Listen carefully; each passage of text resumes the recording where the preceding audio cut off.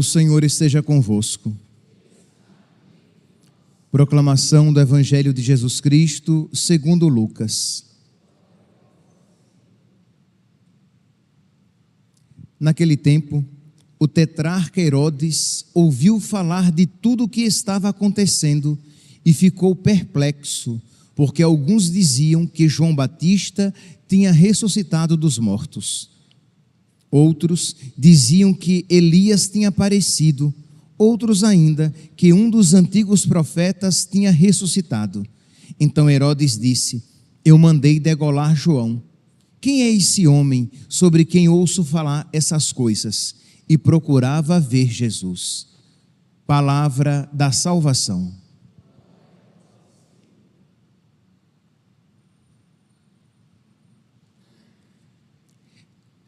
Caríssimos irmãos e irmãs, temos a alegria de celebrar a memória dos santos mártires São Cosme e São Damião. Eles nasceram em meados do século III, ali por volta do ano 260, eram irmãos.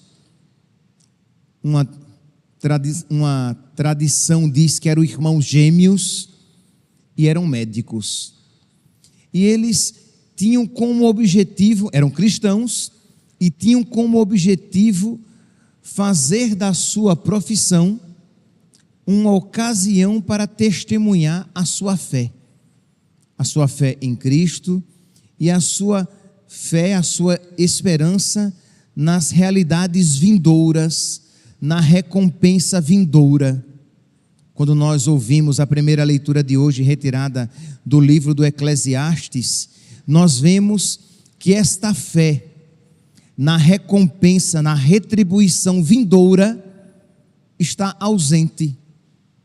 Quando o livro do Eclesiastes foi escrito, a fé na retribuição póstuma ainda não estava presente. Não se cria ainda, não se esperava uma recompensa pós-morte. Deus recompensava e Deus castigava aqui neste mundo. Recompensava os bons com bênçãos, castigava os maus com malefícios, com tristezas, com doenças, com a brevidade da vida. Só que os judeus, o povo de Deus, começou a perceber que pessoas más prosperavam, eram felizes, saudáveis, seus corpos são robustos, como diz a palavra de Deus, tinham vida longa, e os justos, alguns justos, não poucos, sofriam, adoeciam, desgraças lhe aconteciam. O livro de Jó é o ápice dessa literatura. Mostra um justo que sofre e sofre muito. Perde os bens, perde os filhos, perde a saúde. Então, eles entram em crise. Ora, se Deus recompensa os bens aqui na terra e castiga os males aqui na terra, parece que nós não estamos vendo isso na prática. Então, é por isso então que o autor do livro do Eclesiastes vai dizer: vaidade das vaidades, diz o Eclesiastes, vaidade das vaidades, tudo é vaidade. Vaidade aqui, a palavra vaidade, o contrário dela é glória. Vaidade aqui é uma realidade que não tem consistência. Isto é, quando o autor diz vaidade das vaidades, ele está dizendo: tudo é passageiro, tudo passa, nada tem consistência. Mas isso diz de uma maneira negativa, não, por exemplo, de uma maneira como diz Santa Teresa d'Ávila: tudo passa, Deus não muda, a paciência tudo alcança. Quem a Deus tem, nada falta, só Deus basta. Santa Teresa também reconhece que tudo passa, que a figura deste mundo passa, mas ela tem a esperança de que só Deus basta. Quem a Deus tem, nada falta, só Deus basta. Deus é a verdadeira recompensa e ela espera a sua comunhão perfeita e infinita com Deus no céu. Mas não era essa a fé ainda presente no Israel antigo. A fé na ressurreição dos mortos, na retribuição póstuma, é uma fé tardia. Não é uma fé que esteve sempre presente em Israel. Pois bem, então seja lá como for, nós vemos aqui o quê? Que enquanto a primeira leitura apresenta o que? Essa ausência nessa retribuição póstuma, nessa comunhão perfeita com Deus no céu, na ressurreição dos mortos, por exemplo, o livro dos Macabeus, que é um dos últimos livros do Antigo Testamento, é quando vai manifestar com toda a pujança a fé na ressurreição dos mortos, na ressurreição da carne. Mas aqui ainda não está presente. Então, enquanto na primeira leitura esta fé não está presente, quando nós contemplamos os mártires, cuja memória hoje estamos celebrando, vemos que ela está muito clara. Isto é, esses mártires, esses irmãos médicos, eles estão dispostos a perder tudo, porque eles sabem que isso fará com que eles ganhem tudo. Eles estão apostando todas as fichas em Deus e sabendo que quem em Deus espera não será decepcionado. Pois bem, então, São Cosme e São Damião, eles começaram a exercer a sua profissão, queriam testemunhar a sua fé, e para não dar nenhum motivo de uma interpretação interesseira, eles se recusavam até a receber dinheiro por suas consultas. Eles, como São Paulo, que tinham apenas no seu serviço a Deus a sua própria recompensa. Então, eles eram tidos até receber um apelido de inimigos do dinheiro, porque as pessoas achavam que eles não queriam receber o dinheiro porque eles eram inimigos do dinheiro, quando na verdade não. Eles só não queriam uma outra recompensa a não ser Jesus Cristo. E eles queriam ter todos os motivos para que os pagãos neles acreditassem, na mensagem deles, acreditassem, consequentemente, acreditassem em Cristo. E aí nosso Senhor, Ele abençoa a fidelidade com a fecundidade. Para aqueles ministros tão fiéis, Deus lhes concedeu uma fecundidade incrível. E muitas curas aconteciam, curas que as pessoas começavam a perceber que não eram apenas devidas à maestria da medicina por eles realizada, mas que existia algo além do mero exercício da medicina.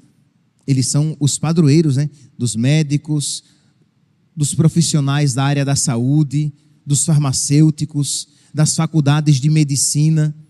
Pois bem, então as pessoas, os pagãos, começaram a ver, porque curas milagrosas até começavam a acontecer, e a fama começou a se expandir. E aquilo que era uma graça de Deus se transformou também numa cruz para eles, e que eles, porque amigos de Cristo, sabiam que as cruzes são também uma graça que Deus nos concede. Meus irmãos, eis aqui algo nunca será demais repetir e repetir e repetir, porque é um ensinamento ao qual nós podemos alcançar por meio do Espírito. Não é um ensinamento que nos vem meramente pelas vias intelectuais. Isto é, dizer que a cruz de Cristo, quando se apresenta na nossa vida, é uma graça. Esta é uma verdade que nós podemos compreendê-la com fé e com o dom do Espírito, com a sabedoria. Por quê? Porque sempre a cruz se apresentará num primeiro momento como algo meramente doloroso, como algo, no primeiro momento, como algo que nos frustra, como algo que simplesmente, apenas e tão somente nos faz sofrer. Então eles começaram a crescer no conhecimento, muitos conheciam aqueles santos, aqueles irmãos médicos, por meio dos quais Deus operava grandes prodígios, mas a inimizade, a inveja e a perseguição começaram a se apresentar na vida deles. Por quê? Porque os pagãos começaram a ver que eles adoravam um Deus estranho, Jesus Cristo. A grande maioria era pagã. Jesus Cristo era, em muitos lugares, um desconhecido. Então eles adoravam um Deus estranho. Eles não cultuavam as divindades do mundo pagão. E eles não adoravam o imperador. Então, por alguns, eles começaram a ser tidos como inimigos do Estado, inimigos do império, inimigos do imperador. E eles deveriam ser perseguidos. Foram denunciados e foram presos. Por quê? Porque eles eram pagãos diferentes, que não adoravam o imperador, não adoravam as divindades e atraíam desgraças para o império. Era esta a mentalidade de muitos naquela época, que os cristãos atraíam desgraças para o império. Estamos aqui no início do reinado do império de Diocleciano. Ele assume no final do século III e vai até meados e vai até o início do século IV. Pois bem, então Diocleciano, ele que tinha empreendido uma grande perseguição, manda prender aqueles irmãos. Eles são presos e a frase que eles gostavam de repetir: aqueles que seguem Jesus, vejam, escutem, se puderem, até mesmo escrevam. Tem até a permissão de mexer no celular e escrever, para não esquecer. Aqueles que seguem Jesus devem se alegrar quando percebem na própria vida os traços da vida de Jesus.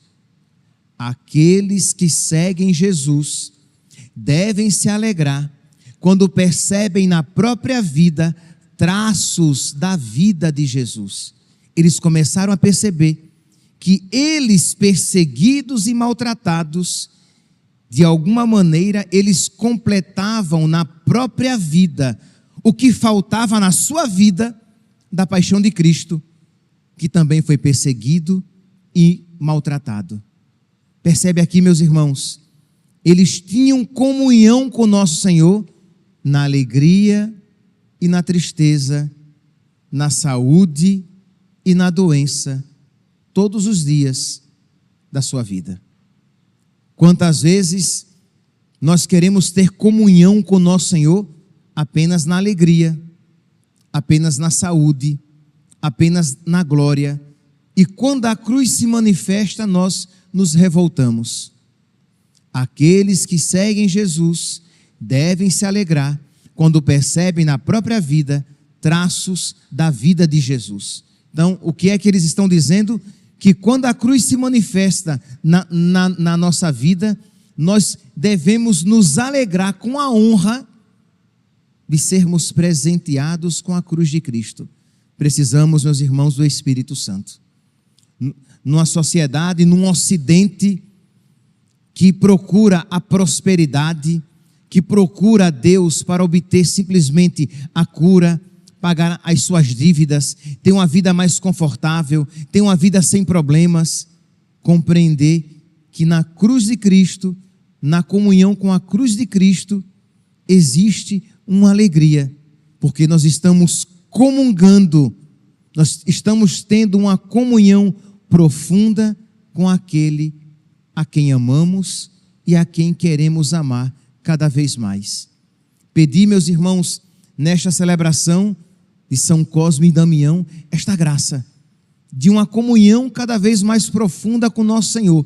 E se nosso Senhor quiser que nós tenhamos comunhão com o seu sangue, com o seu sofrimento, nem que com lágrimas nos olhos digamos, assim seja, Senhor.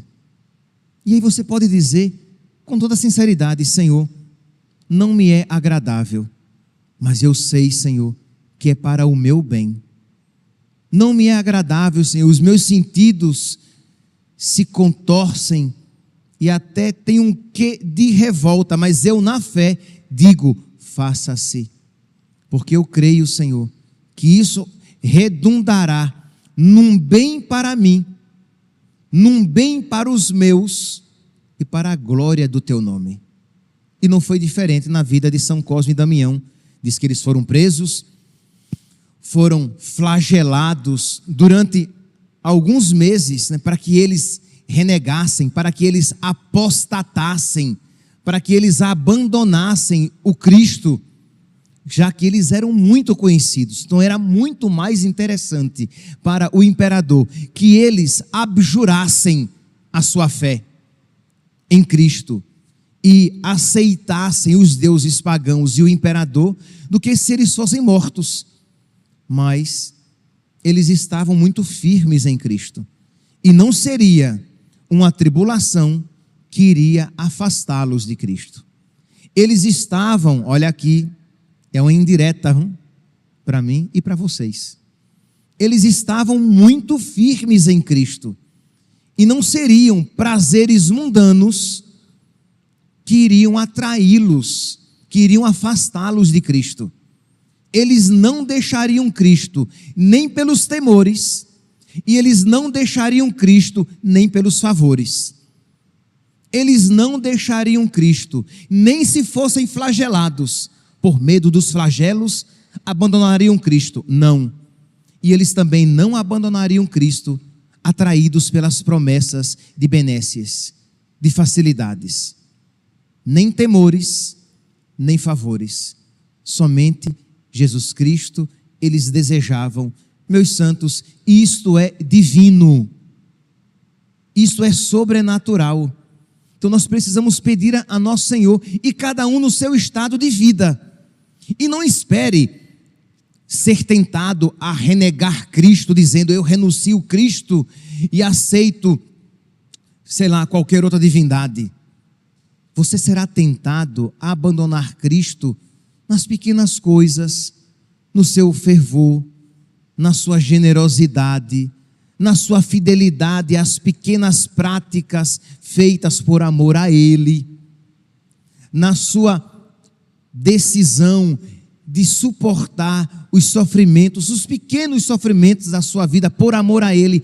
Aí virá a tentação, e você, suplicando o auxílio do Espírito Santo, o socorro do Espírito Santo, pedindo a intercessão dos mártires que suportaram sofrimentos maiores e mais atrozes e não abandonaram Cristo, você vai pedir o auxílio desses santos intercessores e do intercessor por excelência, o Espírito que clama em nós, Abá, ó Pai, que o Espírito venha em seu socorro para que você não abandone Cristo por causa dos problemas da sua vida, e você não abandone Cristo por causa dos prazeres passageiros com os quais o mundo o tenta. Que você tenha consciência de que Cristo é o seu tesouro verdadeiro e que por Ele nada vale trocar. Cristo é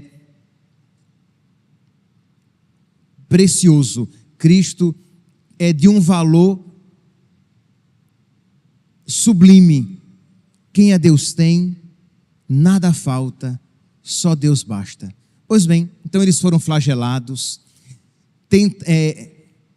eles foram apedrejados, tentaram afogá-los e eles não morriam. E isso era feito diante dos outros, para que os outros, vendo os sofrimentos deles, e a esperança era que eles abandonassem, né?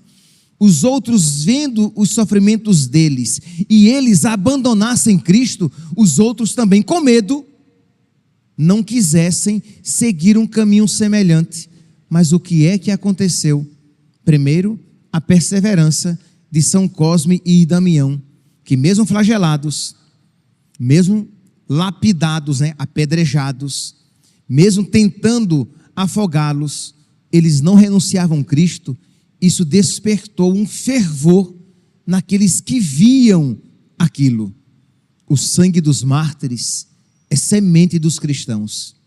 Uma vida sofrida que crê em Cristo é eloquente.